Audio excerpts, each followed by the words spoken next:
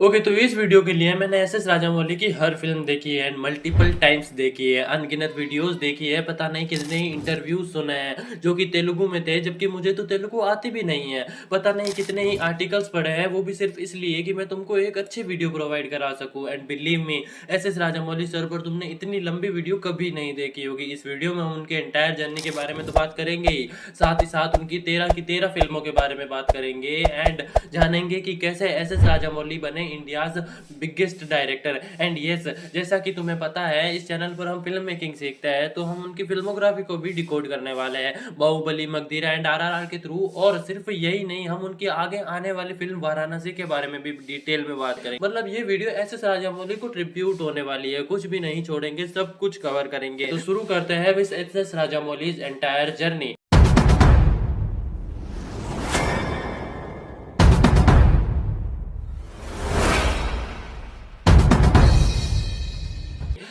Rajamouli sir का पूरा नाम कोडूरी श्री शैला श्री राजामौली और एस एस राजामौली के बाबूजी वी विजेंद्र प्रसाद एक वेल नोन राइटर और डायरेक्टर भी है। इनके पुरखों के नाम पर 360 एकड़ की जमीन भी थी, पर वो कहते हैं ना कि किस्मत बड़ी कुत्ती चीज होती है, तो इनका भी अच्छा वक्त ज्यादा दिन नहीं टिका।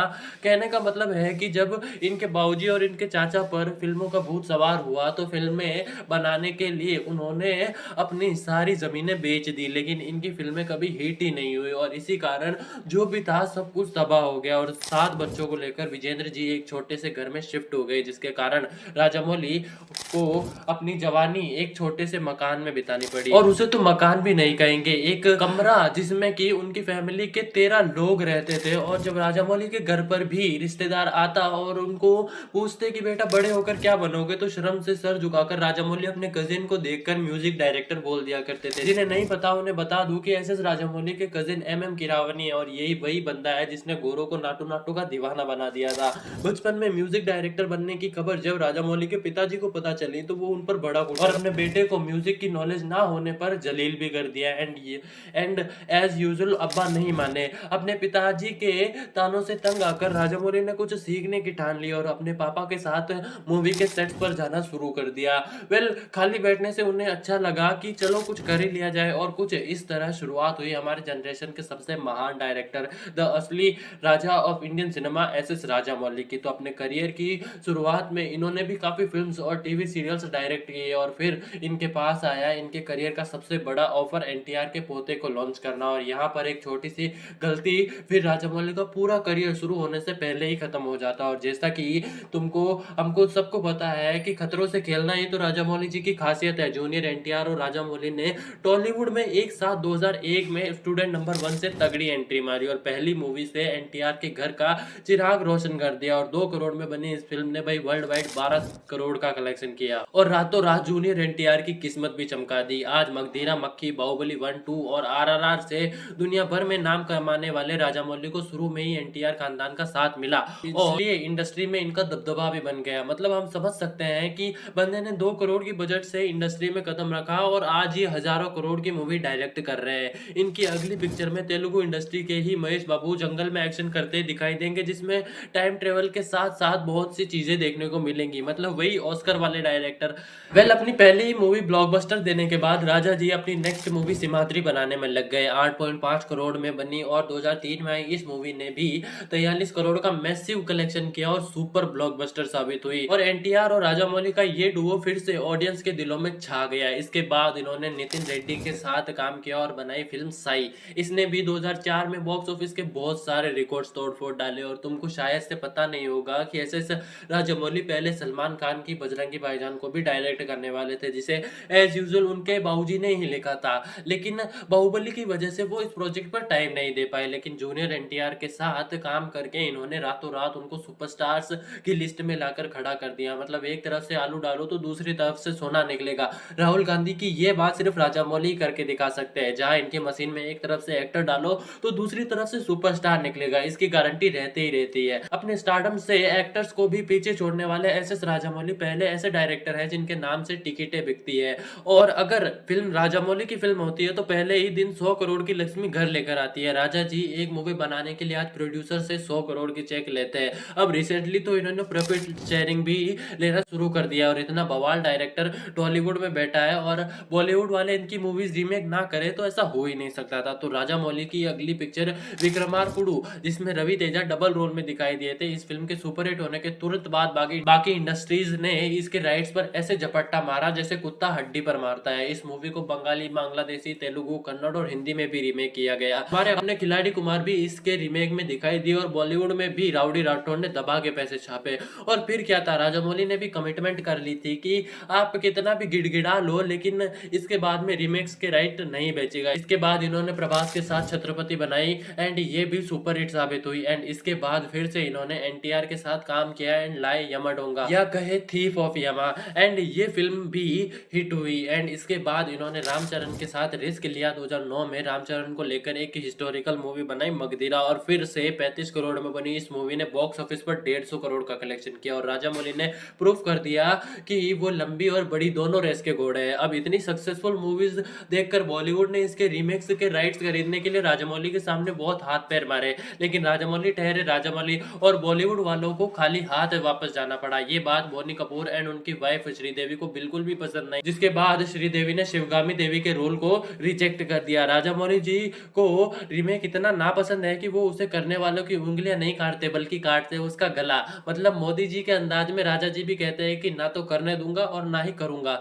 इवन इन्हें बाकी डायरेक्टर्स अपनी मूवी प्रमोट करने के लिए बुलाते हैं। भाई साहब ने ब्रह्मास्त्र को प्रमोट करने के लिए 10 करोड़ चार्ज किया था। प्रभास ने भी अपनी मूवी सलार को सुपरहिट कराने के लिए राजामौली के स्टारडम का इस्तेमाल किया और एक भी फ्लॉप ना देने का कॉन्फिडेंस रखने वाले राजामौली ने इस बार अपने कंफर्ट जोन से बाहर आकर इतनी दूर की सोची कि सबके होश उड़ गए और बाकी डायरेक्टर्स को बता दिया कि जहां तुम्हारी सोच खत्म होती है वहां से हमारी सोच शुरू होती है। जी हाँ, मैं बात कर रहा हूँ ईगा की। ये वही मूवी है जिसने पहली बार राजामौली को इंटरनेशनल लेवल पर पहचान दिलाई और इस फिल्म से मलेशिया, जापान, चाइना में राजा जी के फैंस में काफी बढ़ोतरी हुई। मतलब एक मक्खी को सेंटर कैरेक्टर में रखकर पूरी पिक्चर बना देना सिर्फ राजामौली और उनके पिताजी ही कर सकते हैं। दोनों बाप बेटे ने राइटर और डायरेक्टर का इंपॉर्टेंस मार्केट में काफी बढ़ा दिया, जिसकी वजह से दूसरे टैलेंटेड राइटर एंड डायरेक्टर्स को भी वो फेम मिला जो वो डिजर्व करते थे। और इसलिए आज हमें प्रशांत नील, लोकेश कनागरा, संदीप रेड्डी वांगा जैसे डायरेक्टर्स का नाम याद है, नहीं तो आज हम सिर्फ एक्टर्स की भक्ति में ही लीन होते। बाकी टेंशन मत लेना, तुम्हारा भाई इन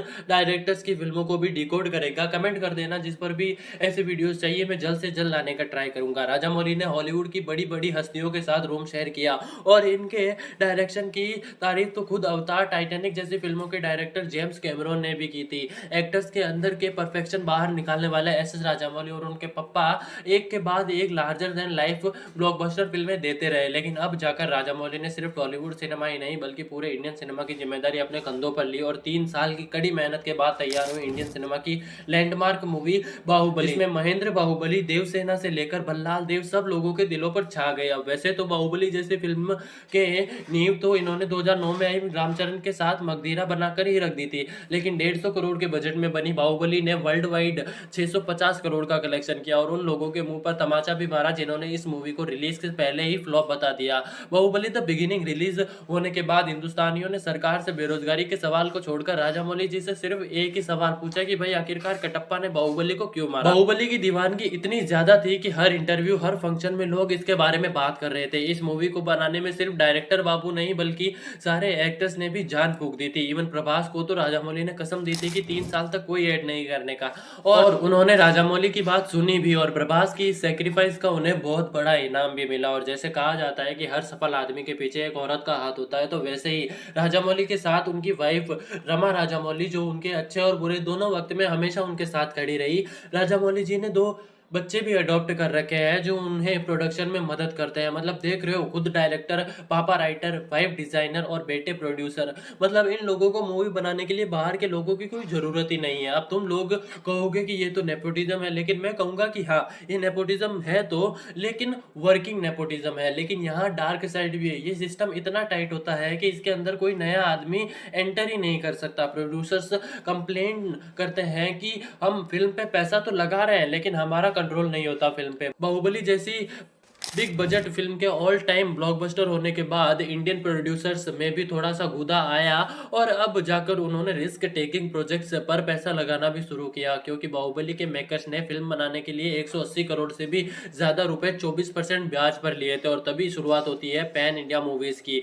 राजामौली की मूवीज रीमेक ना करने की कमिटमेंट में उन्हें पैन इंडिया का सबसे बड़ा डायरेक्टर बना दिया। राजा सर ने बड़ी बड़ी ब्लॉकबस्टर देने के अलावा बहुत सारे एक्टर्स के करियर भी बनाया और जिनके पहले से बने हुए थे उनसे ऐसी परफॉर्मेंस निकलवाई कि कुछ अच्छा करने की उम्मीद है। आरआरआर को कोरोना के कारण रिलीज होने में काफी दिक्कतों का सामना करना पड़ा है और मुझे अभी भी याद है कि कैसे तड़पा था मैं इस मूवी को देखने के लिए। फाइनली मूवी 24 मार्च 2022 को रिलीज हुई थी और क्या ही रिलीज हुई थी, इस मूवी ने सबके कान फाड़ दिए थे। और इस बार देखने के साथ साथ सबने सट्टे लगाने भी शुरू कर दिए थे कि इस साल हर बार की तरह हम ऑस्कर में बेइज्जती होंगे, लेकिन इस बार गेम थोड़ा उल्टा हुआ और 400 करोड़ के बजट में बनी इस फिल्म ने 1300 करोड़ का कलेक्शन किया और साथ ही साथ ऑस्कर अवार्ड पर बेस्ट ओरिजिनल सॉन्ग भी इसे ही मिला। तो ये थी इनकी जर्नी। अब मैं क्या सोचता हूँ राजामौली की फिल्मों के बारे में, तो एक झट से रिव्यू कर लेते हैं एंड इसके बाद इनके फिल्म मेकिंग डिकोड करेंगे, जिसके लिए तुम सब लोग आए हो।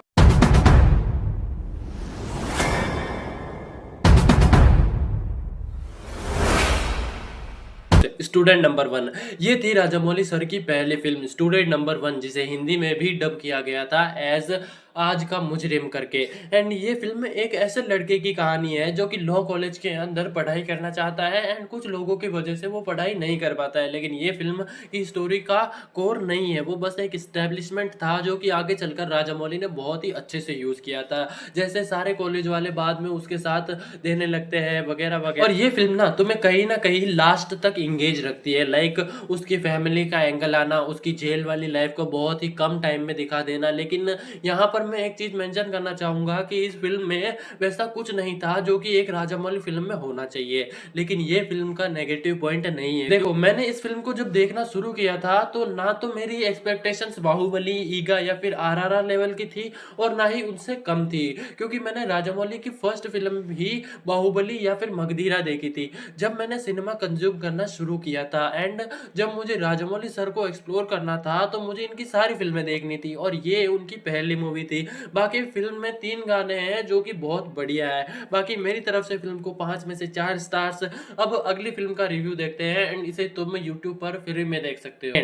सिम्हाद्री, ये फिल्म में भी राजामौली के साथ एनटीआर ने काम किया था और भाई इन दोनों फिल्मों के साथ राजामौली ने एनटीआर को रातों रात स्टार बना दिया था। इस फिल्म के बारे में मेरे पास ज्यादा कुछ बताने को है नहीं, लेकिन हाँ, अगर मुझे इसको रेटिंग देनी हुई तो मैं 5 में से 3.5 स्टार्स दूंगा। ये फिल्म भी यूट्यूब पर फ्री में अवेलेबल है, तो जाके देख सकते हो, अच्छी फिल्म है। और भाई साहब क्या ही मूवी थी ये, गाने से लेकर एक एक चीज एक नंबर थी इस फिल्म में। रवि तेजा और अनुष्का शेट्टी के साथ राजामौली ने फर्स्ट टाइम कोलैब किया था एंड भाई कॉमेडी तो क्या ही गजब होती है फिल्म के अंदर। एंड अगर तुम्हें नहीं पता तो बता दूं कि इस फिल्म को हिंदी, मलयालम, कन्नड़ा यानी हर लैंग्वेज में रीमेक किया गया था एंड हिंदी में अक्षय कुमार की राउडी राठौड़ ने भी बहुत पैसे छापे थे इस फिल्म। मेरी तरफ से फिल्म को 5 में से 5 स्टार्स। फिल्म यूट्यूब पर फ्री में अवेलेबल है, जाके देख सकते हो, गजब की फिल्म है।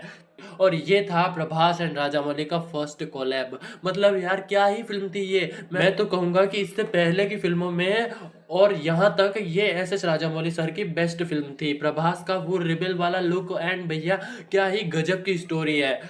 और भाई साहब प्रभास की एक्टिंग, मतलब प्रभास से इस लेवल की एक्टिंग सिर्फ राजामौली निकलवा सकते हैं, चाहे वो ये फिल्म हो या फिर बाहुबली सीरीज। लेकिन अब पता नहीं राजा साहब में क्या हो गया सर को। बाकी इसके बारे में कभी और बात करेंगे, अभी आगे बढ़ते हैं। बाकी मेरी तरफ से फिल्म को 5 में से 5 स्टार्स। ये फिल्म भी यूट्यूब पर फ्री में अवेलेबल है, जाके देख सकते हो। मक्खी, बाहुबली, बाहुबली 2, आरआरआर, ये कुछ ऐसी मूवीज में से है जिनको मैंने 50 बार देखी है। मतलब किसी ने सोचा भी नहीं होगा कि कोई एक मक्खी को हीरोइक दिखा सकता है स्क्रीन में, लेकिन भाई साहब राजामौली ने ये किया और बॉक्स ऑफिस पे धमाका कर दिया। मेरी तरफ से फिल्म को 5 में से 5 स्टार। इस फिल्म के साथ राजामौली ने एक रिस्क लिया, एक एक्सपेरिमेंट किया था एंड यस, रामचरण के साथ फर्स्ट टाइम वर्क किया था। मतलब यार राजामौली ने अपने आप को हर बार हर ब्लॉकबस्टर के साथ प्रूव किया था। इन्हें यूं ही इंडियन सिनेमा का बिगेस्ट डायरेक्टर नहीं कहा जाता है। एंड जब मैं 10 से 12 साल का था तब मैंने ये मूवी पहली बार देखी थी एंड जब मैंने इस फिल्म को पहली बार देखा देखा था तो मैंने भी अपनी क्रश को इमेजिन करके ऐसी ही लव स्टोरी इमेजिन कर ली थी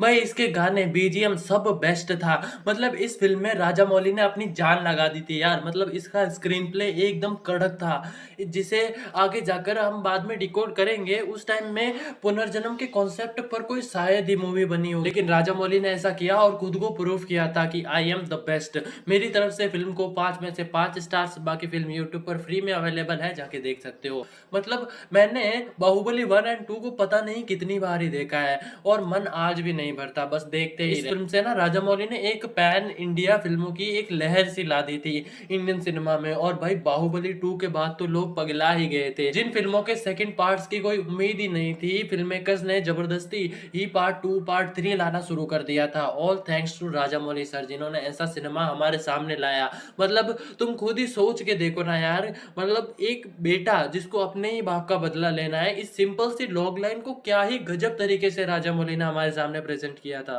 this is a cinematic masterpiece.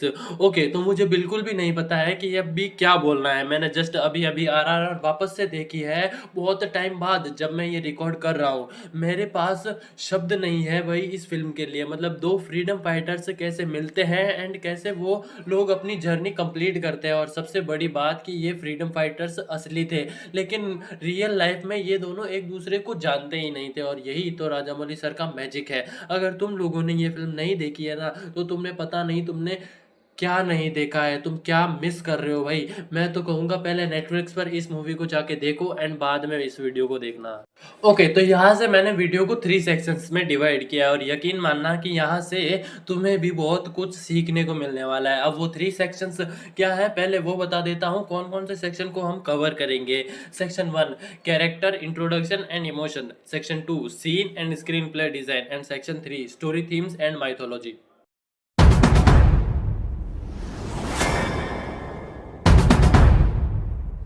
Okay, तो यहाँ से शुरू करेंगे, जिसमें पहला पॉइंट है कि राजा मौली अपने कैरेक्टर्स को ना एक्शन के थ्रू इंट्रोड्यूस करते हैं। चाहे तुम बाहुबली में भल्लाल देवसेना का इंट्रो ले लो,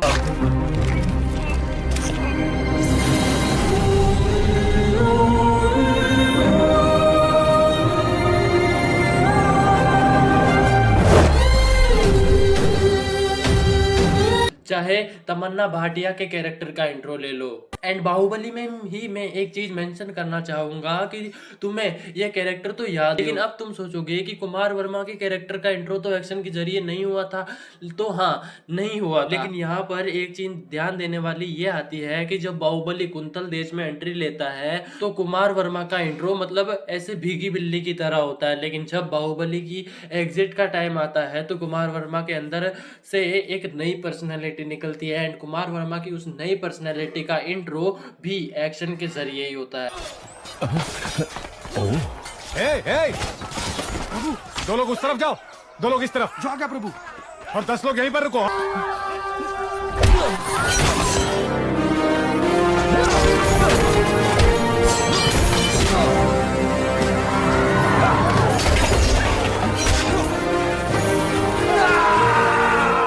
इधर आरआरआर की बात करूं तो यहाँ पर राजू के कैरेक्टर का इंट्रो भी एक्शन के जरिए ही होता है और भीम का कैरेक्टर भी कहीं ना कहीं इस टाइगर और भेड़िए के साथ फाइट से ही होता है।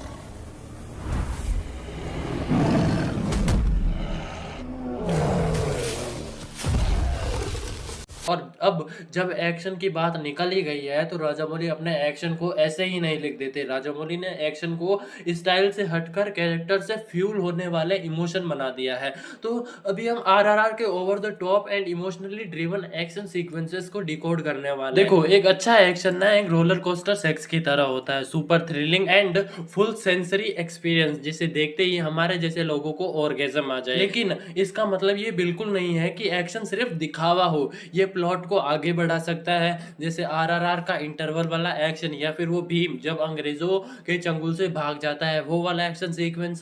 कैरेक्टर्स डेवलप कर सकता है, जिसका मैंने तुमको एग्जांपल पहले ही बता दिया, और कैरेक्टर्स के बीच रिलेशनशिप्स बिल्ड कर सकता है, लाइक बाहुबली 2 का वो मणिबंधम बहिर्मुखम वाला action. Rajkumari नाद्वे मणिबंधम बहिर्मुखम।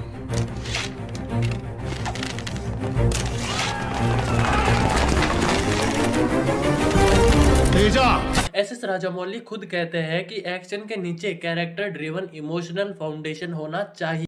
The way I operate is on the basis of emotion. So whether I give a spectacle, I don't give a spectacle, it might change, but the emotional part of it will not change.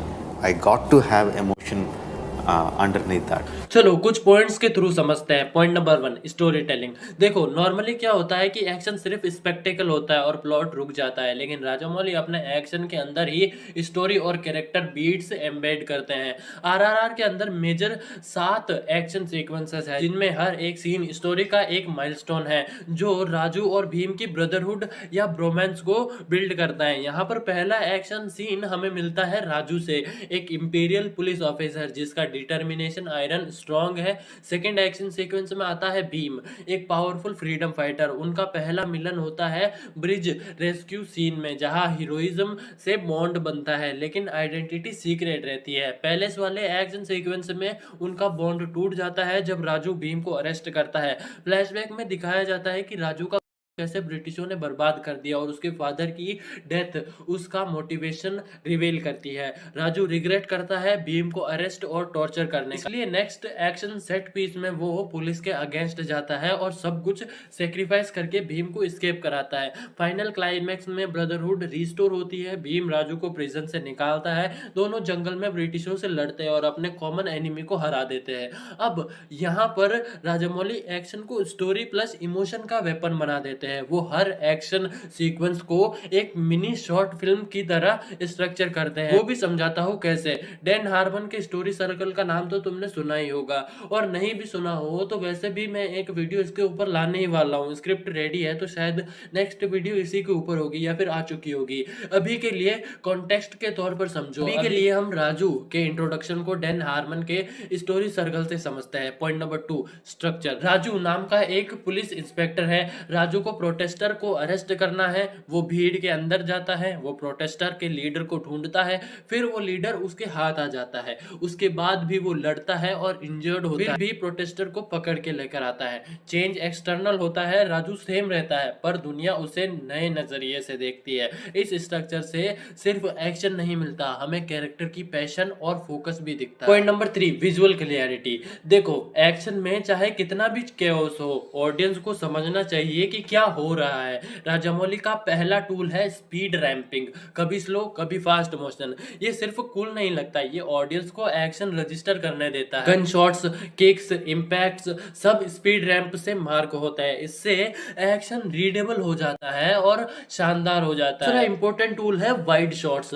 Close shots intensity देते हैं लेकिन wide shots clarity देते हैं। Bridge rescue scene में बिना dialogue के सब समझ में आ जाता है। राजू और भीम अपोजिट साइड्स से जंप करते हैं, ओवरहेड शॉट से ज्योग्राफी क्लियर होती है, रोप टाइट होता है, स्विंग होता है। वाइड शॉट में तीनों कैरेक्टर्स एक फ्रेम में होता है, ऑडियंस को पता होता है कि कौन कहाँ है। वाइड शॉट्स सीन को स्केल और इमोशन दोनों देते हैं। आरआरआर परफेक्टली स्पेक्टिकल और इमोशन को मिक्स करता है। सब कुछ स्टोरी टेलिंग, शूटिंग और एडिटिंग से शुरू होता है। अगर अगली बार कोई बोले एक्शन में हर्ट नहीं होता तो उन्हें आरआरआर दिखा देना। अब यही एक्शन में एक चीज और मेंशन करना चाहूंगा कि राजामौली अपने एक्शन में ना कुछ एलिमेंट्स या तो जानबूझकर रखते हैं या फिर बस उनसे हो जाता है, जैसे उनके कैरेक्टर्स भाले कैसे मारते हैं।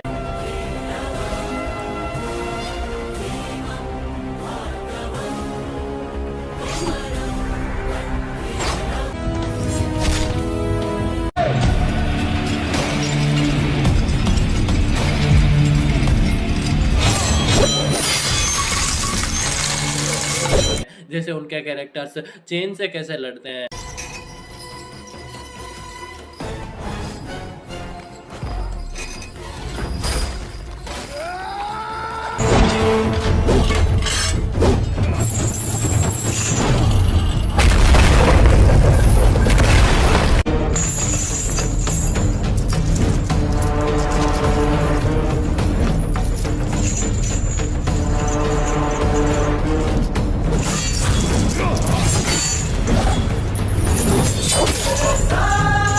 जैसे उनके कैरेक्टर्स लकड़ी से कैसे मारते हैं।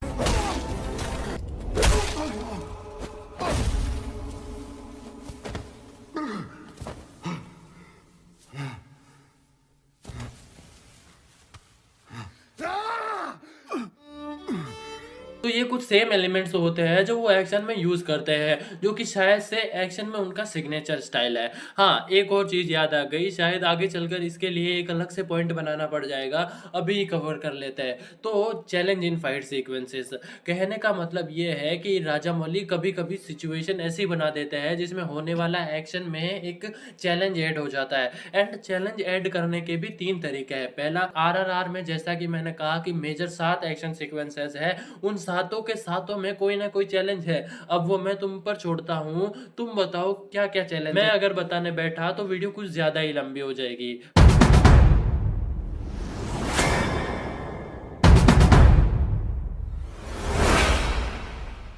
वैसे तो ये बहुत छोटा पॉइंट है पर इंपॉर्टेंट है। देखो, कैरेक्टर को तो तुम एक्शन के थ्रू इंट्रोड्यूस कर दोगे, लेकिन इसके अंदर ये 2 चीजें, टॉक एंड विदाउट टॉक भी आती है। फॉर एग्जांपल, अगर तुम बर्न में ही शिवा के कैरेक्टर का इंट्रो हमें विदाउट टॉक के बताया जाता है, जहां पर वो भारी शिवलिंग को उठा रहा है। यहाँ पर हमें बिना कहे ही उसकी स्ट्रेंथ पता चल जाती है कि ये कैरेक्टर कितना स्ट्रॉन्ग है। वही आरआरआर की बात करूँ तो राजू के कैरेक्टर का इंट्रो विदाउट टॉक होता है, जब वो भीड़ में कूद जाता है और उनसे लड़ता है एंड जिंदा अंदर आता है, जिससे पता चलता है कि इस बंदे को किसी का डर नहीं है। ये स्ट्रॉन्ग तो है ही, साथ ही साथ हजारों लोगों को इसके सामने खड़ा कर दो ये नहीं डरेगा। लेकिन वही भीम का इंट्रो हमें ये आदमी देता है विद टॉकिंग। पहले ये बताता है कि वो लोग ऐसे गडरियों की तरह झुंड में रहते हैं, उनका बच्चा खो जाए तो कुछ भी कर सकते हैं। और यही कुछ लाइंस भीम जो आगे आगे करेगा उसका छोटा सा ब्रीफ हमें दे देती है। भोले लोग हैं, हर जुल्म यूं ही खामोश सह लेंगे, पर उनकी एक खास बात है, वो भेड़ की तरह झुंड में रहना पसंद करते हैं, और अगर उनका एक भी मेमना खो जाए तो पागल हो जाते हैं, और इसीलिए उनका एक गडरिया होता है।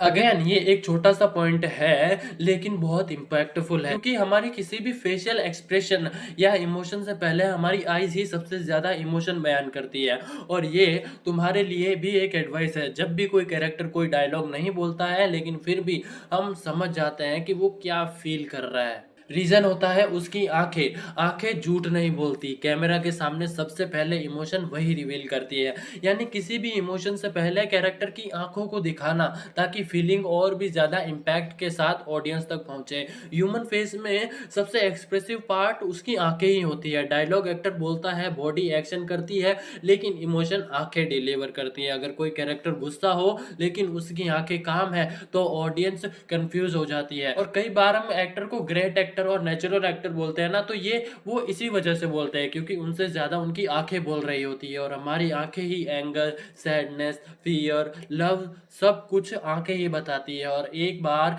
राजामौली की फिल्मों की ये क्लिप देखो जिनमें बिना कुछ कहे भी आंखें सब कुछ बोल देती है।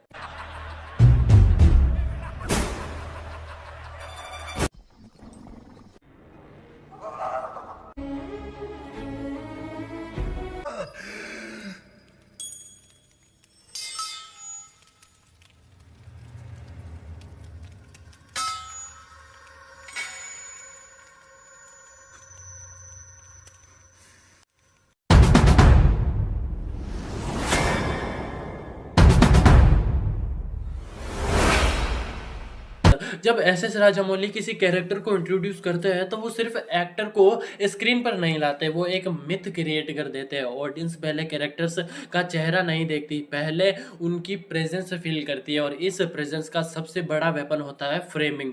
कैरेक्टर का इंट्रो सिर्फ एक शॉट नहीं होता, वो एक इमोशनल अनाउंसमेंट होता है। कैरेक्टर्स को स्ट्रॉन्ग बनाने के लिए राजामौली लो एंगल्स का यूज तो करते ही हैं, जिसके बारे में आगे बात करेंगे, लेकिन ऑल्सो वो फ्रेमिंग भी यूज करते हैं। और फ्रेम को सेट करने के लिए राजामौली यूज करते हैं कंपोजिशन टेक्निक, जो कि बहुत सारी है, जिनमें राजामौली सर के कुछ टेक्निक्स होती है like rule of thirds, central composition and symmetry, leading lines and frame with in a frame. आप और आपके शिवजी मेरी माँ की जान लोगे क्या? पता नहीं, शिव के मन में का चल रहा है वो हम का जाने।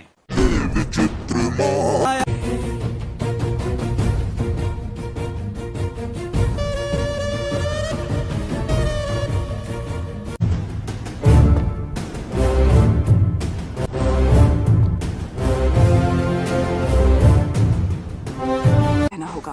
ताबी क्रूल डंकरा रका अक्ट्रा ट्रडा ओपी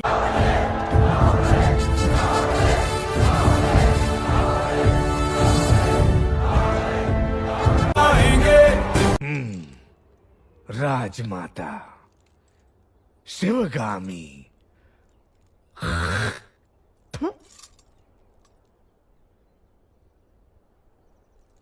नहीं, बेटी की तरह आपकी देखभाल करेंगी।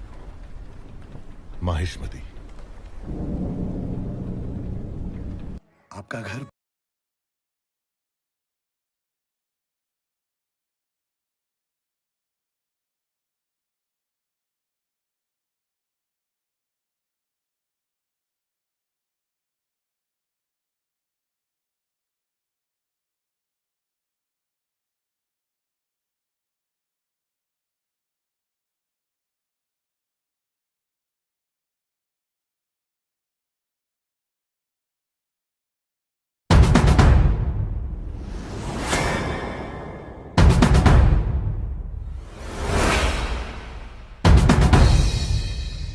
सिनेमा में पावर दिखाने के लिए दो तरीके होते हैं, एक डायलॉग से और दूसरा कैमरा से। लेकिन एस राजामौली अक्सर डायलॉग पे भरोसा नहीं करते, वो एंगल से हीरोज बनाते हैं। लो एंगल का मतलब सिंपल है, जिसे मैंने अपने एक शॉर्ट में भी बताया है। कैमरा कैरेक्टर के नीचे होता है और हम उसे ऊपर से देखते हैं, और इसकी साइकोलॉजी सिंपल होती है। ऊपर वाला पावर लेजेंड है, वो एक सिंबल है। एक बात और कहना चाहूंगा कि राजामौली लो एंगल को स्टैटिक नहीं रखते, वो मूवमेंट ऐड करते हैं उसके अंदर, like push in, rise up, reveal, tilt.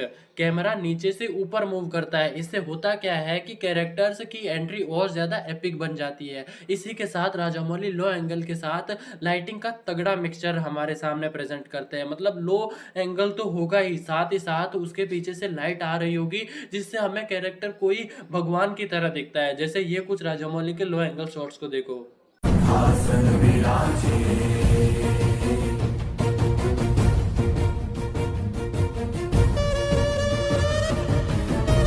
Devasena कौन है मैं नहीं जानता, लेकिन अगर तुम उसकी मुक्ति चाहती हो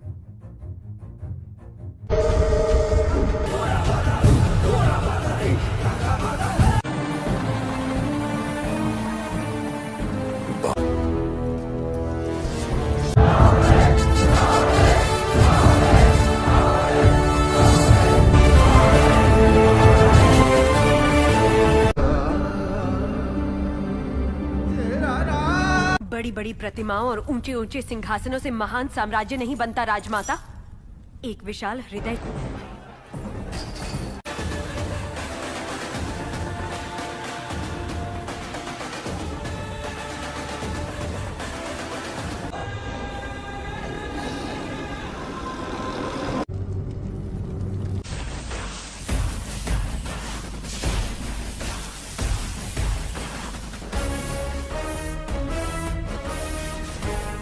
Hardly any blood. Hit him hard. Turn on those lights!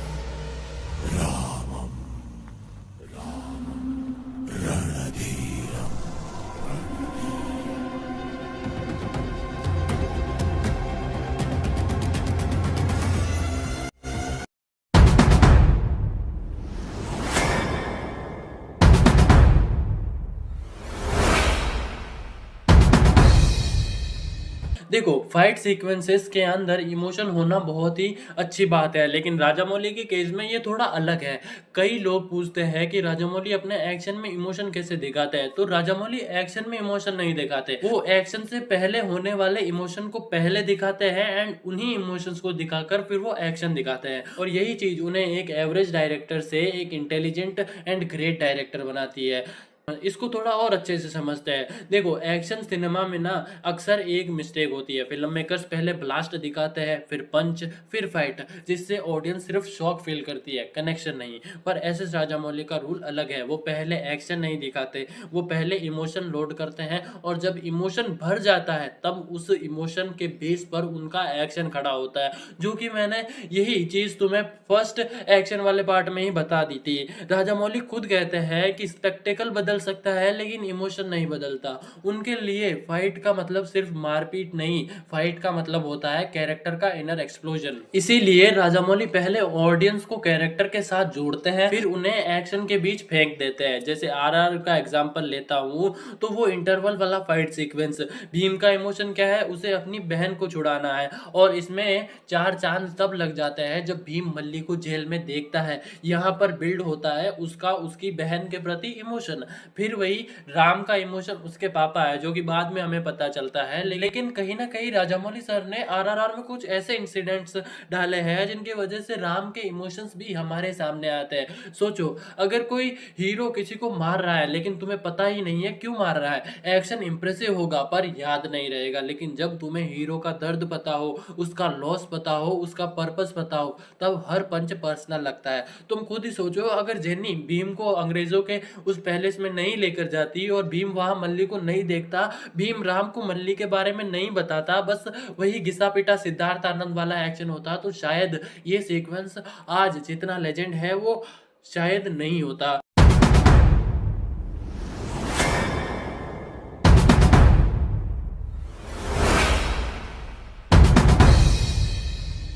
Okay, तो ये हो गया सेक्शन 1 कंप्लीट। अब आता है section 2, scene and screenplay design. Point number 7, scene, start, middle and end. कभी नोटिस किया है, राजामौली के सीन्स सिर्फ कूल नहीं होते, वो कंप्लीट होते हैं। हर सीन का एक रिदम होता है। शुरू होता है क्यूरियोसिटी से, बीच में होता है टेंशन, और एंड होता है पे ऑफ से। इसलिए उनके सीन्स बोरिंग नहीं लगते, क्योंकि राजामौली सीन को सिर्फ शूट नहीं करते, वो सीन को डिजाइन करते हैं। काफी फिल्म मेकर्स सीन को सिर्फ मोमेंट समझते हैं कि एक डायलॉग होगा, एक रिएक्शन शॉट डाल देंगे, एंड कट डाल देंगे, बट पर राजामौली सीन को उनके एक्शन सीक्वेंस की तरह ही मिनी फिल्म बना देते हैं। और राजामौली सीन को लिखने के लिए सेम फॉर्मूला यूज करते हैं जो कि लोग फिल्म्स लिखने के लिए करते हैं, और वो है स्टार्ट, मिडिल एंड एंड। जैसे कि आरआरआर का ब्रिज वाला सीन ही देख लो। सीन शुरू होता है केओस से, fire, water and crowd. Ram एक साइड है, भीम दूसरी साइड। ऑडियंस को पता नहीं कौन कौन है, सिर्फ डेंजर फील होता है। यहाँ पर डाली राजामौली ने पहले क्यूरियोसिटी, ये हुआ सीन की स्टार्टिंग। फिर राम और भीम रेस्क्यू के लिए जंप करते हैं, रोप स्विंग होता है, टाइमिंग प्लान साइलेंटली एग्जीक्यूट होता है, और ये है सीन का मिडिल। मिडिल में टेंशन बढ़ता है, एंड फिर दोनों हीरोज मिलते हैं, वो लड़का बच जाता है, एंड में सिर्फ रेस्क्यू नहीं ब्रदरहुड का बर्थ होता है, और ये सीन स्टोरी को आगे पुश करता है। वैसे एक सीन को कैसे लिखा जाता है, इसके ऊपर भी एक वीडियो चैनल पर प्रेजेंट है, तो जाके बाद में देख सकते हो।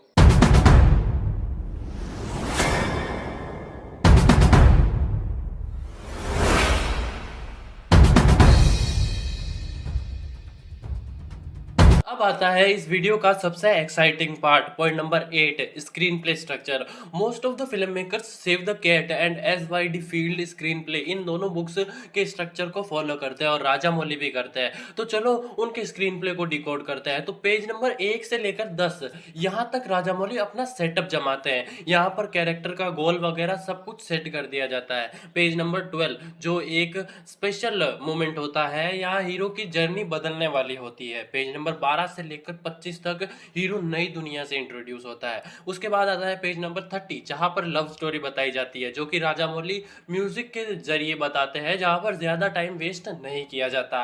पेज नंबर 30 से लेकर 55 वो चीजें जो कि आप ट्रेलर में देखोगे, जो कि फिल्म के पोस्टर में होगी, और जिस वजह से ऑडियंस मूवी देखने के लिए जाएगी। पेज नंबर 55 यहां पर आता है मिड पॉइंट, यानी इंटरवल सीक्वेंस। इसके बाद पेज नंबर 55 से लेकर पेज नंबर 75 तक की जर्नी शुरू होती है, जहां बैड गाइज यानी कि विलन हीरो के बहुत करीब आ जाते हैं। पेज नंबर 75 बहुत ही इंटरेस्टिंग फैक्टर है, जहां पर ऑल इज लॉस्ट मोमेंट आता है। यहाँ पर फिल्म में थोड़ा ड्रॉप आता है, जिसके बाद यानी कि पेज नंबर 75 के बाद जो भी कुछ होने वाला है वो एक्शन के जरिए होने वाला होता है, जहां से फिर से ड्रॉप हुई स्टोरी ऊपर जाने की कोशिश करती है। तो चलो उनकी फिल्मों में इस स्क्रीन प्ले को जमाते हैं। पेज नंबर 1 से लेकर 10 तक राजामौली सर बहुत ही खूबसूरत तरीके से इसको सेटअप कर देते हैं। उसके बाद आता है पेज नंबर 12, जहां पर आता है एक स्पेशल मोमेंट जब शिवा इस शिवलिंग को उठा ले, और ये ना एक प्लांट और पे ऑफ टेक्निक है। जब शिवलिंग को उठाने के कारण उसकी शक्ति बताई जाती है कि वो पावरफुल है, और लोगों को लगता है कि ये बंदा 100-200 लोगों को तो ऐसे ही मार देगा, जिसके बारे में आगे बात करेंगे। और फिर आता है पेज नंबर 30 तक ये वाला सॉन्ग आता है जो कि शिवा और अवंतिका के बीच में लव स्टोरी को क्रिएट करता है। फिर वही चीजें जो कि पोस्टर एंड ट्रेलर वाली चीजें आती है पेज नंबर 30 से लेके पेज नंबर 55 तक। इसके बाद आता है पेज नंबर 55 मिड पॉइंट यानी कि इंटरवल सीक्वेंस। फिर पेज नंबर 55 से 75 आता है, जहां पर जो विलन है वो क्लोज आने लगता है। अब पेज नंबर 75 वो होता है जहां पर सेम ऑल इज लॉस्ट वाला मोमेंट आता है, लेकिन ऐसा कुछ प्रेजेंट टाइमलाइन में होता नहीं है। लेकिन बाहुबली 1 का all is lost moment Kattappa का बाहुबली को मारना होता है, क्योंकि है तो दोनों एक ही स्टोरी, एंड उसके बाद का मुझे बताने की तुमको जरूरत नहीं। अब RRR के बारे में बात कर रहे हैं तो पेज नंबर 1 से लेकर 10 तक स्टोरी बहुत ही अच्छे तरीके से सेटअप हो जाती है, जिसमें हमें मल्ली को उठाना दिखाया जाता है और अपने दोनों हीरोज का इंट्रोडक्शन भी हो जाता है। पेज नंबर 12 पर ये स्पेशल मोमेंट आता है जहां पर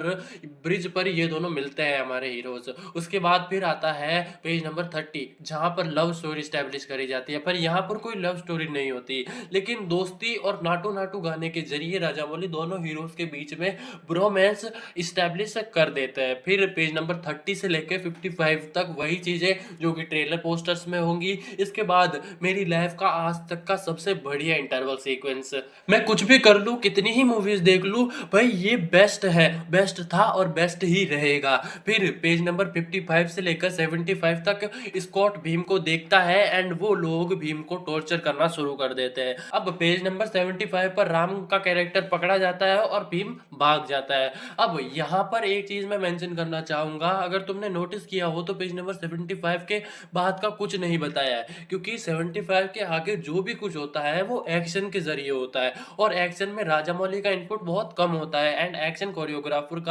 इनपुट ज्यादा होता है। तो ऐसे लिखते हैं राजामौली अपना स्क्रीन प्ले, और अगर तुम भी राजामौली स्टाइल में अपना स्क्रीन प्ले लिखना चाहते हो तो मैंने जो बताया बस उसे फॉलो करो एंड लिख लो अपना स्क्रीन प्ले।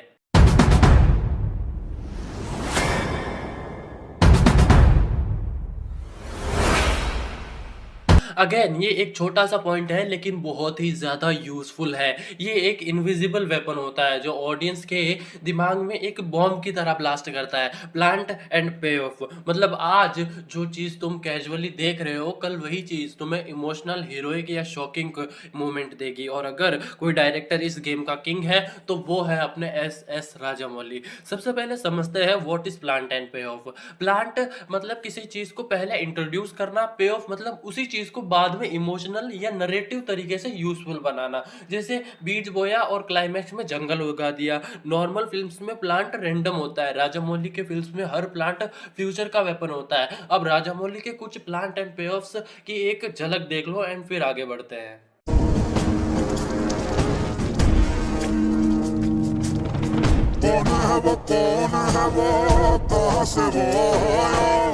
चारों दिशाओं में सब छाया उसकी भुजाएं।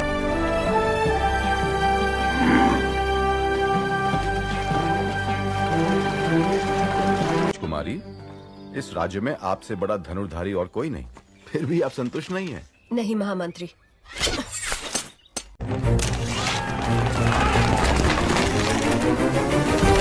तेजा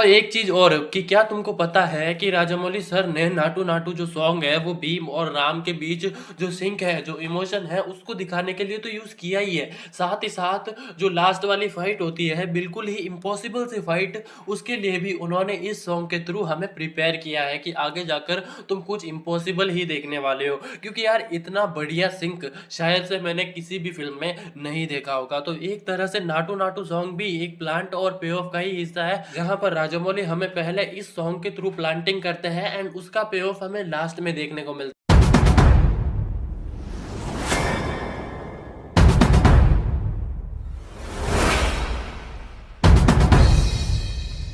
नॉर्मली फिल्म्स में फ्लैशबैक का मतलब होता है इंफॉर्मेशन देना, लेकिन राजामौली के केस में फ्लैशबैक का मतलब होता है ट्रांसफॉर्मेशन। इंटरवल से पहले हीरो मिस्ट्री होता है, इंटरवल के बाद जब फ्लैशबैक शुरू होता है एंड लगता है कि भाई नई मूवी स्टार्ट हुई है और तब वो मिस्ट्री खुलती है। छोटी सी बात थी, मैंने नोटिस किया, बता दिया।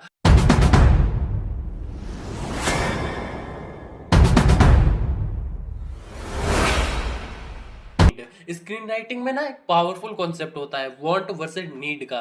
वांट यानी कैरेक्टर को लगता है कि ये मुझे चाहिए, नीड यानी स्टोरी एक्चुअली कैरेक्टर को ये सिखाना चाहती है। राजामौली इस कॉन्सेप्ट को ऑलमोस्ट हर फिल्म में यूज करते हैं, इसलिए उनके हीरो सिर्फ स्ट्रॉन्ग नहीं इमोशनली कंप्लीट बनते हैं। लेकिन रुको, ये राजामौली है, ये ऐसे ही वांट और नीड नहीं दिखा सकते हैं। ये दिखाते हैं चेंजिंग कैरेक्टर आर्क, जिससे कि कैरेक्टर का हृदय परिवर्तन होता है, यानी कि कैरेक्टर की वांट नीड में बदल जाती है। देखो, वांट हमेशा फर्स्ट एक्ट में बताई जाती है जब कैरेक्टर कुछ पाना चाहता है, एंड नीड कभी कभी सेकंड एक्ट में देखने को मिलती है जब कैरेक्टर कुछ हासिल करना चाहता है। जैसे अगर राम की बात करूं तो इंटरवल तक राम चाहता था कि मैं स्पेशल ऑफिसर बन के वेपन्स को अपने गांव तक लेकर जाऊं, और इसके लिए वो भीम को अरेस्ट भी करता है एंड टॉर्चर भी करता है। बट जब भीम को वो टॉर्चर करने के बाद देखता है कि उसकी वांट नीड में बदल जाती है एंड उसकी नीड बनती है भीम को बचाना। एंड जब भी किसी कैरेक्टर की वांट नीड में कन्वर्ट होती है तो उसका कैरेक्टर आर्क चेंज होता है,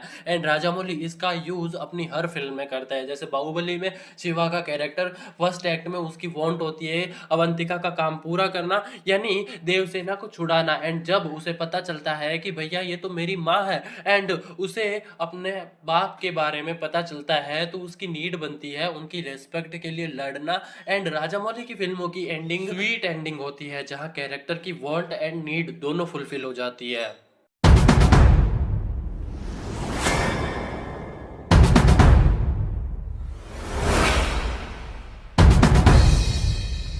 पहले समझो कि कैरेक्टर आर्क होता क्या है। कैरेक्टर आर्क यानी कैरेक्टर का emotional plus mental plus moral change from start to end. Start में हीरो कुछ और होता है और जर्नी के बाद कुछ और बन जाता है। अब यहाँ पर राजामौली का कैरेक्टर आर्क लिखने का भी एक फॉर्मूला है जो कि ऑलमोस्ट हर फिल्म में पैटर्न मिलता है।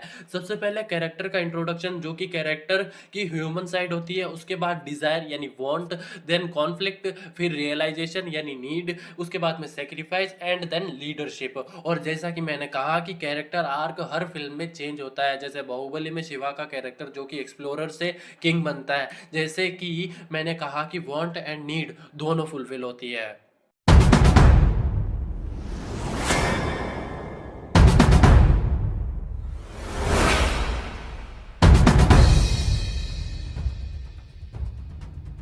तो अब शुरू करते हैं section number 3, story themes and mythology.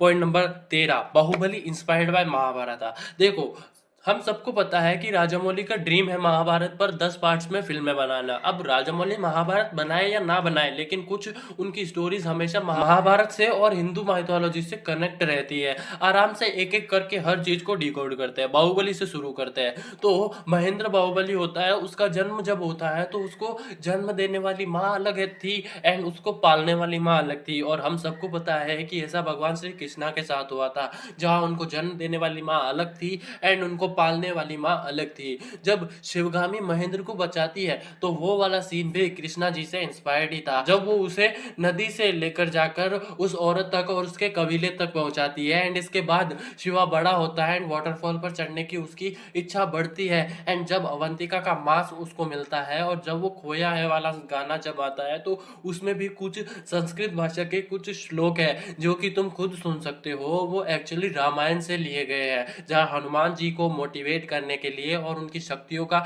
एहसास कराने के लिए जामवंत जी गाते हैं, और यहाँ भी शिवा मोटिवेट ही हो रहा होता है। इसके बाद शिवगामी का कैरेक्टर भी महाभारत के भीष्म पितामह की कैरेक्टर से इंस्पायर्ड है, जहाँ भीष्म पितामह सिंहासन पर बैठने से मना कर देते हैं, लेकिन बिना सिंहासन पर बैठे ही राज्य संभालते हैं। एंड सेम चीज शिवगामी करती है। एंड बल्लाल देव के बाप का कैरेक्टर भी महाभारत के धृतराष्ट्र, जो कि दुर्योधन के पिता थे, उनसे इंस्पायर्ड। धृतराष्ट्र भी आधे अधूरे थे, यानी कि वो अंधे थे, और भल्लाल देव का बाप भी आधा अधूरा ही था, यानी अपाहिज था, और दोनों की इस कमजोरी के कारण ही उनका राजपाट उनके छोटे भाई को दिया गया था। और अब बात आती है दुर्योधन की एंड अर्जुन की। तो बाहुबली का कैरेक्टर अर्जुन और युधिष्ठिर से इंस्पायर्ड था, एंड दुर्योधन से भल्लाल देव का कैरेक्टर। दोनों की सेम सिचुएशन थी। अब जब देवसेना भल्लाल देव की बेइज्जती करती है, उसको माँ का पल्लू में छिपने वाला बताती है, तो वही महाभारत में भी द्रौपदी दुर्योधन की बेइज्जती करती है।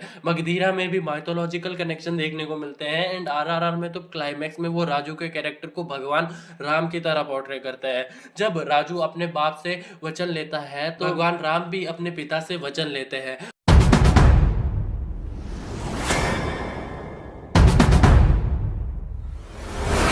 तुमने ये नोटिस किया या नहीं मुझे नहीं पता, लेकिन राजामौली की सभी फिल्मों में ही रिवेंज कॉमन चीज है। जैसे स्टूडेंट नंबर 1 में वो उसके बाप को बिना रिश्वत लिए ही जेल भेज देते हैं, उसका रिवेंज लेता है। ऑल्दो वो चीज सेकंड हाफ में होती है, लेकिन होती है। छत्रपति में कहीं ना कहीं वो अपनी माँ का बदला लेता है। विक्रमार्कुडु में वो उस बच्चे के असली बाप का बदला लेता है। मगधीरा में वो अपनी पास्ट लाइफ का बदला लेता है। मक्खी में वो अपनी पास्ट लाइफ का फिर से बदला लेता है। बाहुबली में वो अपने माँ बाप और दादी का बदला लेता है। और आरआरआर में तो दोनों मिलके अंग्रेजों से बदला लेते हैं। और एसएस राजामौली की ऑलमोस्ट सभी फिल्में रिवेंज पर ही की होती है। इसका आंसर उन्होंने खुद दिया है। అదే స్ట్రాంగెస్ట్ ఎమోషన్ ఏమో అంటే పని కట్టుకుని ఇప్పుడు ఒక రివెంజ్ గురించి ఆలోచిద్దామని ఏం పెట్టుకోను. ఓకే ఓకే ఏదైనా కథ విన్నప్పుడు ప్లాట్ పాయింట్ అన్నప్పుడు ఇది భలే ఉంది, దీని మీద వర్క్ చేద్దాం, ఇది చాలా బాగుంటుంది, ఎమోషనల్గా బాగుంటుంది అని చెప్పి వర్క్ చేసుకుంటూ వెళ్ళిపోతూ ఉంటాం. అంతేగాని రెట్రోస్పెక్ట్లో ఏం చేస్తున్నాను నేను ఎప్పుడు ఆలోచించలా. కొన్ని సినిమాలు అయిపోయిన తర్వాత చూస్తే ఓహో అన్ని రివెంజ్ సినిమాలు చేస్తున్నానని అర్థమైంది. Majorly winnowing over bad. Yeah yeah అది డెఫినెట్ అది డెఫినెట్గా ఉంటుంది. బట్ దానికన్నా కూడా రివెంజ్ అనే వెరీ స్ట్రాంగ్ ఎమోషన్, చాలా ఈజీగా అండ్ స్ట్రాంగ్గా కనెక్ట్ అవుతాం కాబట్టి revenge most of the time it's revenge.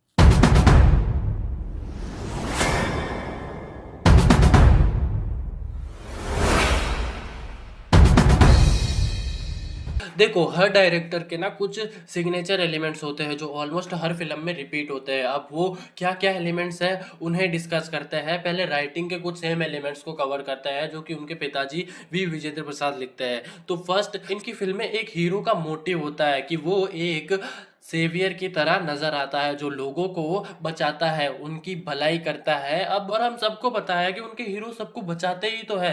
उसके बाद आता है करप्शन। करप्ट एनवायरनमेंट में जब आप अपने कैरेक्टर को डालते हो तभी तो वो सेवियर होगा। जैसे आरआरआर में अंग्रेज करप्ट थे, बाहुबली में पूरा साम्राज्य करप्ट था, साई में कॉलेज के गुंडे करप्ट थे, मगधीरा में पास्ट लाइफ के सेनापति करप्ट था, स्टूडेंट नंबर 1 में कॉलेज के कुछ स्टूडेंट्स करप्ट थे। उसके बाद आता है साइड कैरेक्टर, और आगे की जर्नी में उनकी हेल्प कोई साइड कैरेक्टर करता है। जैसे आरआरआर में दोनों एक दूसरे की हेल्प करते हैं, बाहुबली में कटप्पा, साई में उसका दोस्त, छत्रपति में भी उसके दोस्त, स्टूडेंट नंबर 1 में भी उसके दोस्त, मगधीरा में शेर खान। और उसके बाद आता है फ्लैशबैक।